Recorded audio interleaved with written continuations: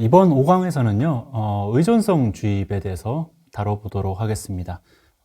제가 소개에서도 한번 말씀을 드렸지만요, 사실 의존성 주입이라고 하면 이제 안드로이드 앱 아키텍처에 있어서 굉장히 필수적인 요소로 자리 잡음을 했는데요.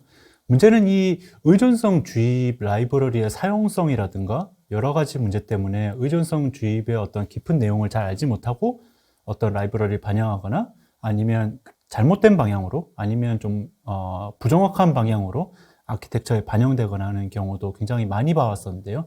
여기에 대해서 자세하게 설명하고 좀 나누는 시간들을 가지려고 합니다. 그래서 의존성 주입이 무엇인가에 대해서 먼저 설계적으로 어떤 의미를 가지고 있는지, 그리고 의존성 주입 라이브러리들이 어떤 것들이 있는지 간단하게 한번 설명하면서 시작하려고 하고요.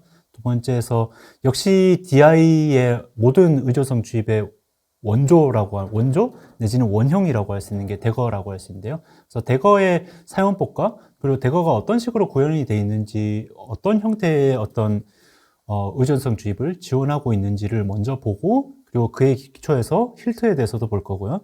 그리고 약간 번외편으로 힐트를 이용해서, 원래 힐트는 사실 전에 말씀드렸지만 테스트를 위해서 만들어진 라이브러리라고 해도 과언이 아니거든요. 그래서 그런 거에 대해서 말씀을 드리고, 그리고 또 한 가지, 대거나 아니면 전체적인 그 디펜던시 인젝션, 의존성 주입에 대해서 이해하기 위해서는 대거의 깊은 부분까지 한번 이해해 볼 필요가 있는데, 여러분들이 설령 쓰지 않더라고 해도 여기에 대해서 한번 볼 수 있는 시간들 가지고요. 마지막으로 정리하는 의미에서 디펜던시 인젝션 적용을 위한 실질적인 조언과 함께, 그리고 여러 가지 디펜던시 인젝션 라이브러리들이 있겠죠. 이 라이브러리들 중에 어떤 걸 선택하는 게 가장 좋을까 한번 나눠보도록 하겠습니다. 첫 번째로 의존성 주입이란 무엇이고 어떤 프레임워크를 선택할 것인가에 대해서 나눠보겠습니다. 의존성 주입이란 무엇일까요? 정의대로 살펴보면 어떤 객체 인스턴스입니다. 객체가 만들어진 인스턴스의 생성을 직접 하지 않고 생성자가 하는 게 아니라 어떤 다른 곳에서 만들어져서, 그리고 이걸 필요한 곳에 전달만 되는 거죠. 이렇게 되도록 또 한 가지 중요한 부분은 조직화되어 있다. 그래서 일관된 방법으로 그 만드는 방법이 정의되고, 그리고 실제로 그것은 전달되는 곳은 따로 있다라고 보시면 될 것 같습니다. 이게 가장 일반적인 정의라고 할 수 있을 것 같고요. 그리고 또 다른 곳에서는 이걸 약간 다르게 부르기도 해요. 그래서 객체 인스턴스를 사용하는 곳을 클라이언트라고 하고, 객체 인스턴스 자체를 서비스로 한다든가 뭐 여러 가지 좀 다른 용어로 부르기도 하는데요. 가급적이면 일반적인 용어 위주로만 사용하도록 하겠습니다. 그리고 의존성이라고 하는 건 객체 인스턴스 그 자체를 의미하는 용어라고 여기서는 생각하시면 될 것 같고요. 다만 다른 곳에서는 디펜던시라는 의미가 그런 의미가 아니라 어떤 디펜던시 그래프 안에서의 의존성의 방향이라든가 클래스 간의 의존성, 그런 걸 얘기하는 거니까 여기서는 다른 의미라는 걸 먼저 알아주시면 좋을 것 같습니다. 그리고 클라이언트 간은 잘 조직화된 곳에서 일관적인 형태로 객체 방법을 정의한다는 게 이 디펜던시 인젝션의 굉장히 중요한 부분이기 때문에, 역시 이걸로 인해서 컨테이너라든가 인젝터라든가 여러 가지 개념들이 있는데요. 그것도 이따가 다시 한번 설명드릴게요. 자, 의존성 주입이 무엇인가? 아주 기초적인 것부터 한번 생각을 해봅시다. 의존성을 클라이언트 안에서 직접 생성하지 않고 밖에서 주입받는 가장 큰 이유가 코드를 더 재사용 가능하게 만들어주기 때문인데요. 만약에 지금 보시는 이 클래스에서 뉴스 API라고 하는 게 있죠. 그래서 이 뉴스 API는 대충 보시면 짐작하시겠지만 리모트 데이터 소스라고 하는 클래스 안에서 아마도 레트로핏 라이브러리를 사용하고 있겠죠. 거기서 정의되어 있는 외부 뉴스 API를 아마 얻어오는데, 프로드 뉴스 API라고 했으니까 아마도 그 상용 서버에 접근하는 API가 될 것 같네요. 그래서 이런 것들을 클라이언트 안에서 직접 생성할 때는 뉴스 API의 정의가 코드 안에 고정되는 문제가 생기게 됩니다. 그래서 개발용 그 백엔드 API와 프로덕션의 API에 접근하기 위한 API를 전환하고 싶다든가 바꾸고 싶다든가 한다면 각각을 위한 데이터 소스 클래스를 하나씩 따로 만들거나 해야 될 수도 있고요. 아니면 더 안 좋을 수도 있겠네요. 그 특정 플래그를 줘서 플래그에 따라서 그 if 문이나 아니면 뭐 when을 통해 가지고 이렇게 바꾸게 하는, 그래서 다른 어떤 뉴스 API 클래스 인스턴스를 생성하거나 하는 분기로직이 데이터 소스 클래스 내부에 있는 이런 문제가 생기게 되죠. 그렇게 되면 역시 디펜던시를 만들고 생성하고 하는 것들이 이 안에 들어감으로 인해서 테스트가 어려워지고, 이 데이터 소스 자체도 더 다른 외부 그 의존성에 더 깊은 그 커플링이 생기는 문제가 생기게 되죠. 아래 예를 한번 봅시다. 다른 예로 보시면 지금 생성자 부분이 실제로는 생성자가 아니라 의존성 주입 프레임워크 안에서 정의된 생성 과정을 가정해 봅시다. 지금 이거는 수도 코드, 의사 코드니까요. 그 정도로만 인식하시면 될 것 같습니다. 그래서 이런 식으로 의존성 주입을 사용하시면 클라이언트 바깥 설정에 따라서 그냥 원하는 뉴스 API 인스턴스가 생성자가 전달되므로 지금 여기 있는 데이터 소스 클래스 자체에서는 어떻게 이게 생성이 되고 어떤 인스턴스가 여기 들어갈지는 생각할 필요가 없게 됩니다. 그리고 다음으로 생각할 수 있는 게요. 코드를 재사용 가능하게 할 수 있다라고 하는 것도 굉장히 큰 부분이겠죠. 클라이언트 코드가 변경이 없어도 손쉽게 다른 형태의 데이터 소스 클래스를 만들 수 있게 되고요. 그래서 지금 아래에 보시는 것처럼 아래에 역시 지금 파란색으로 표시된 것도 역시 생성자를 얘기하는 게 아니라 일종의 어딘가에서 생성된 수도 코드라고 생각하시고 머릿속에 생각하시고 보시면 될 것 같습니다. 생성자가 아니고요. 그래서 그런 의미에서 데이터 소스 클래스를 어떤 설정에 따라서 이게 프로덕션용인지 디벨롭먼트용인지가 바뀔 수 있다. 그런 관점으로 보시면 될 것 같습니다. 그리고 객체 생성 과정이 만약에 바뀐다고 해도 예를 들면 파라미터 숫자가 바뀐다거나 파라미터의 어떤 형태가 바뀐다든가 할지라도 클라이언트 코드에는 전혀 영향을 주지 않는 그런 장점이 있겠죠. 그리고 더 중요한 게 아까 말했듯이 생성자도 알 필요가 없고 어떤 과정에서 생성되는지도 알 필요가 없기 때문에 그렇다고 하면 사실 클래스의 인스턴스를 가질 이유도 없는 거죠. 그러면 인터페이스로만 객체를 알고 있으면 되고요. 보다 나은 설계라고 하면 실제로 구현되어 있는 클래스 내부에 있는 모양을 알 필요가 없으니까요. 그래서 보다 추상화가 잘 될 수 있도록 설계적으로도 도와줄 수 있는 면이 분명히 있는 거겠죠. 그리고 멀티 모듈에서도 굉장히 중요한 함의를 가지는데요. 이 부분에 대해서는 멀티 모듈에서 조금 더 자세히 다루겠지만요.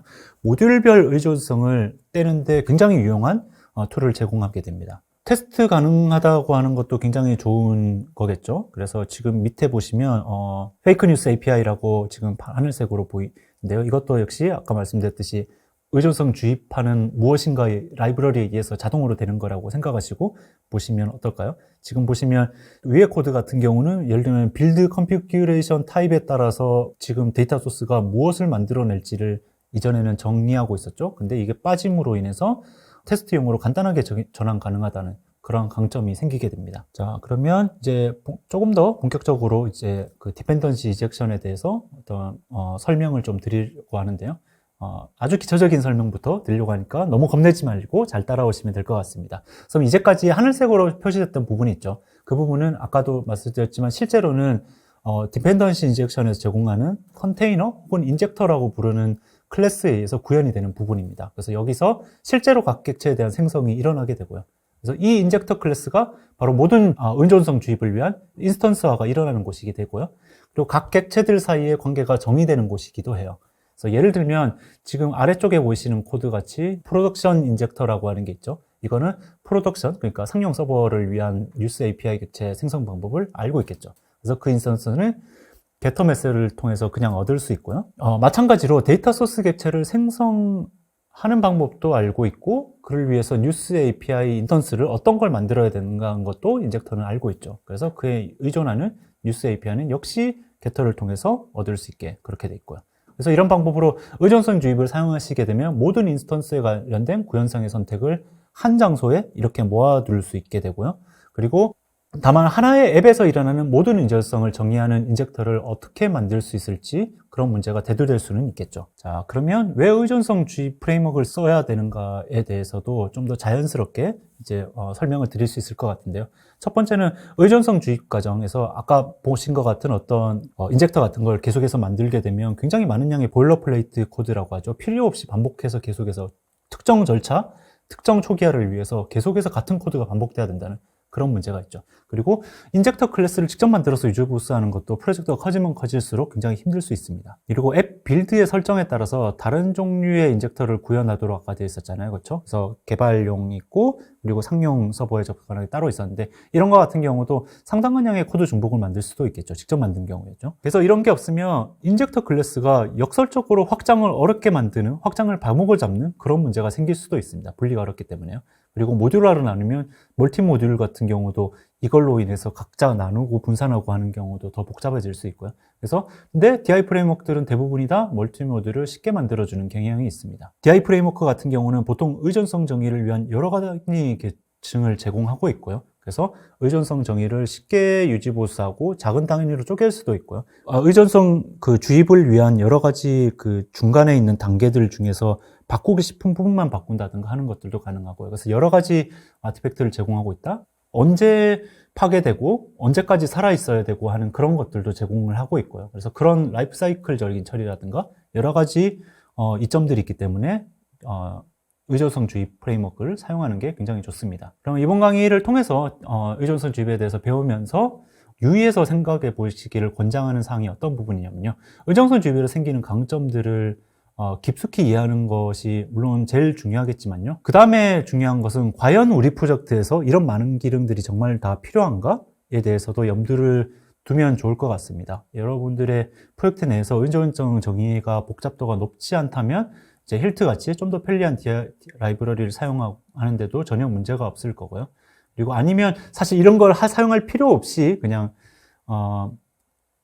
서비스 로케이터라고 하는 패턴이 있는데 조금 이따 설명해 드리겠지만 그걸 채택하는 것 정도로도 나올 수도 있습니다. 그래서 서비스 로케이터 패턴은 어떤 거냐면요. 한마디로 디펜던시 인젝션, 그러니까 의존성 주입이 없이도 최소한의 바인딩 전이만 제공하는 그런 패턴입니다. 그래서 전역적으로 관리해야 될 클래스들이 아주 복잡하지도 않고요. 그리고 생성해야 되는 어떤 클래스들 간에 이 클래스의 의존성으로 어떤 클래스가 있는데 그 위에는 또 어떤 게 있고 그 위에는 어떤 게 있고 이런 연쇄적인 어떤 트리 형태의 복잡한 의존성이 있다든가 하는 경우가 아니면 많은 도움을 받을 수 있다라고 생각이 듭니다. 그래서 여기서 서비스라고 하는 건 주입이 대상이 되는 클래스 원형을 의미하고요. 그리고 반대로 주입을 받는 곳, 예를 들면 액티비티나 뷰 모델 같은 경우는 클라이언트라고 부를 수 있을 것 같은데요. 아래에 보시는 것 같은 이런 요건들만 갖춘다고 하면 의외로 충분한 추상화가 가능할 수도 있습니다. 물론 이거는 제 개인적인 의견으로는 어느 정도 중간 규모 이상의 프로젝트라고 하면 이렇게 해서 계속해서 유지하는 거는 굉장히 어려울 거라고 저는 생각을 합니다만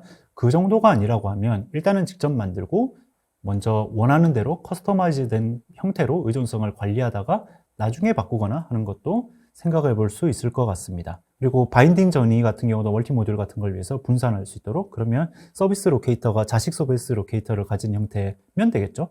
그리고 항상 굉장히 중요한 게 디펜던시 인젝션 대부분의 툴들을 통해서 쉽게 할 수 있는 것 중에 하나가 컨텍스트에 관리인데요. 그래서 컨텍스트가 액티비티 컨텍스트, 애플리케이션 컨텍스트 적절한 걸 사용할 수 있도록 잘 설정할 수 있다는 장점이 있는데 뭐 이런 거 같은 경우도 직접 만들어서 저장하고 있으면 사실 큰 문제는 없죠. 아주 어려운 건 아니라서 만드는 게. 대신에 이걸 일관되게 잘 만들 필요는 있겠죠. 그리고 굳이 정형적으로 설정할 필요가 없는 것들을 위한 어떤 것들 같은 경우는 사실은 그런 거는 굳이 뭐 예를 들면 쿨톤 패턴이라고 하죠. 그러니까 그 앱 전체에 걸쳐서 하나의 클래스에 의해서 하나의 인서트만 계속해서 존재해서 죽지 않고 살아있게 만드는 그런 거 싱글톤 패턴이라고 하는데요. 그런 것들을 만든다든가 아니면 이례적으로 한번 만드는데 거기에 그 생성자에 들어가는 파라미터들을 미리 어떤 유형화 시켜놓고 관리하고 싶다 정도라고 하면 사실 팩토리만 미리 만들어 놓고 그것만 만들어 놓고 정의하는 것들로만으로도 충분할 수 있겠죠.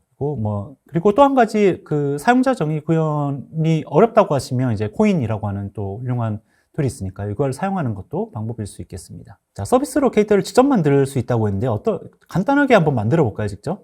여기 있는 예를 보시면 될 것 같은데요. 예를 들면 컨테이너라고 하는 게 있다고 칩시다. 이렇게 만들었다고 하면 바인드라고 해서 이제 푸1이라고 하는 인터페이스에 대해서는 푸인풀1이라고 하는 구형 클래스를 여기서 생성해서 넣는다라고 하는 이런 어떤 바인드를 통해서 내부적으로 어떤 테이블을 생성하게 되고요. 그러면 나중에 어딘가에서 이제 container.get에서 푸원 클래스를 하게 되면 이거를 새로 생성해서 여기에 받아 넣게 되는 그런 형태라고 보시면 될 것 같습니다. 그리고 밑에 보시면 뭐 이 컨테이너 밑에다가 페어런트 이전에 있던 컨테이너가 하나를 더 만든 다음에 그러면 하나를 더 만들면 이제 이런 식으로 쓸 수도 있겠죠. 지금 새로 생성한 바라고 하는 클래스를 생성한 데 쓸 수 있고 부모 컨테이너에 들어있던 것들을 여기서 생성하는 것도 가능할 테고 이런 식으로 해서 생각보다 간단하게 구현하는 것도 가능합니다. 자, 그럼 어떤 프레임워크를 선택할 것인가에 대해서도 생각할 수 있을 것 같은데요. 디펜던시 인젝션, 아까 있던 서비스 로케이터가 아닌 경우라고 하면 이제 세 가지 정도의 선택권이 있을 것 같습니다. 첫 번째는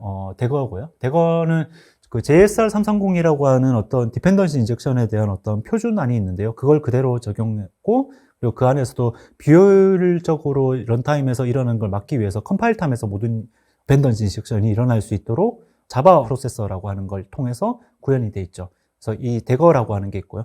그리고 대거는 어떻게 보면 사실은 대거는 안드로이드 전용은 아니거든요. 그렇기 때문에 안드로이드에서 꼭 필요한 모든 기능들이 다 있지는 않고요. 대신에 그런 부분들은 직접 해줄 필요가 좀 있습니다. 예를 들면 액티비티에 대한 구성이라든가 뷰 모델에 대한 구성이라든가 그런 것들에 대해서는 대거는 알지 못하기 때문에 직접 구현해 줄 필요가 있고요. 그래서 그걸 해소하기 위해서 대거 안드로이드라고 하는 별도의 라이브러리가 있긴 한데요. 그 부분은 아직은 지금 현재는 소극적으로만 메인터넌스가 되고 있기 때문에 그거보다는 가장 좋은 방법은 두 가지 정도가 있을 것 같아요. 그래서 대거를 쓰시면서 어떤 견고한 어떤 기반을 직접 만들 수 있는 개발팀이라고 하면 그걸로 가는 것도 방법일 수 있고, 아니면 힐트라고 해서 대거에서 제공하지 하고 있지 않고 있는 어떤 안드로이드의 디펜던시가 있는 안드로이드에 들어있는 액티비티라든가 그 안에서 그 라이프 사이클 안에서 잘 동작할 수 있고, 안드로이드에서만 제공하는 뷰 모델 같은 것들을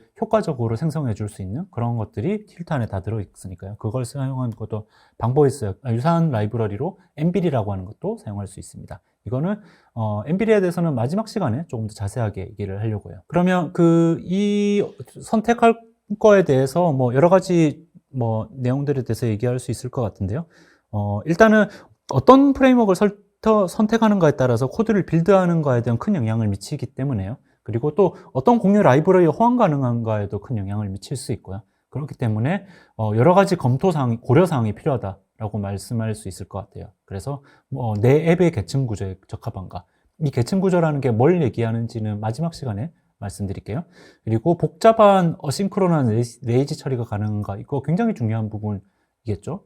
어떤 얘기냐면 큰 프로그램 중에 여러분이 풀어야 될 큰 문제 중에 하나가 이제 앱의 스타트업 타임을 어떻게 줄일 것인가인데, 그 중에 원흉이 되는 게 결국은 애플리케이션 객체 온크리에이트에서 생성되는 수많은 객체들을 어떻게 줄일 것인가인데, 그것을 결국은 지금 당장 필요한 아주 소수의 것들을 제외하고, 예를 들면 로고라든가 이게 없으면 움직일 수 없는 몇 가지 부분들을 제외하고는 나머지는 할 수 있는 한 뒤로 미룰 수 있도록, 아니면 일단은 이니셜라이즈를, 그러니까 초기화를 시작하지만 그걸 다 끝내지 않아도 그 이후로 계속해서 액티비티가 생성되고 하는 것들을 넘어갈 수 있도록 비동기적으로 처리하거나 하는 게 필요한데요. 어떤 DI 프레임워크를 쓰는가에 따라서 이런 메커니즘을 구현하는 방법이 달라질 수 있기 때문에 이 부분도 굉장히 중요한 고려사항이라고 생각할 수 있을 것 같습니다. 그리고 컴파일 시의 설정 오류를 잘 잡아낼 수 있는가, 그런 것도 있을 것 같고요. 서비스 로케이터 같은 경우는 컴파일 시의 설정 오류를 잡아내는 건 거의 어렵고요. 그리고 반대로 힐트라든가 대거 같은 경우는 쉽게 잡아낼 수 있고요. 그리고 코틀린 언어라든가 아니면 어떤 컴포저블의 패턴에 이것이 맞는지에 대해서도 좀 고려할 필요가 있습니다. 그리고 빌드 속도에 대해서 사실 고려할 필요가 좀 있고요. 그래서 이거에 대한 자세한 내용은 마지막 시간에 다시 한번 다루게 될 거고요. 그러면 여기에 대해서 어떻게 여러분이 현명하게 판단하실까를 생각해 보면 이에 대한 선수 지식이 상당히 많이 필요한 것을 알게 될 거예요. 그래서 여러분들에게 이런 지식들을 전달드리기 위해서 이제 대거부터 시작해서 여러 가지 복잡한 개념들을 얘기할 텐데요. 준비 내지는 너무 어려운 그런 개념이 없이도 이해하실 수 있도록 설명을 드릴 예정이니까요. 잘 따라와 주시기 바랍니다.